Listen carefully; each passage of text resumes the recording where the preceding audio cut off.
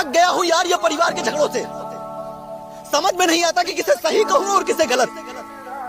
अगर बीवी का कहना मानो तो मां बोलती है बीवी का गुलाम, और अगर मां का कहना मानो तो बीवी बोलती है मां का गुलाम। लेकिन उन दोनों को यही नहीं पता कि दोनों ही मेरे लिए जरूरी है, क्योंकि अगर एक मेरी जिंदगी है तो एक ने मुझे जिंदगी दी है।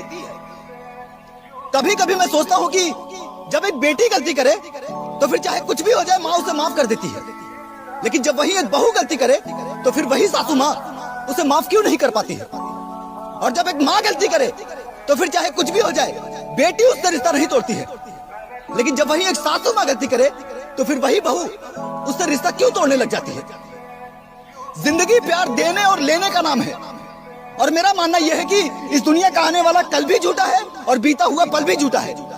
अगर कुछ सच है तो वो है आज, और हमारी जिंदगी का बीतता हुआ हर एक सेकंड हमें उस दलदल की ओर ढकेल रहा है जहां हमें पछतावे के सिवा कुछ हाथ नहीं लगेगा, जहां हमारे माँ बाप भाई बहन तो होंगे लेकिन सिर्फ याद होंगे।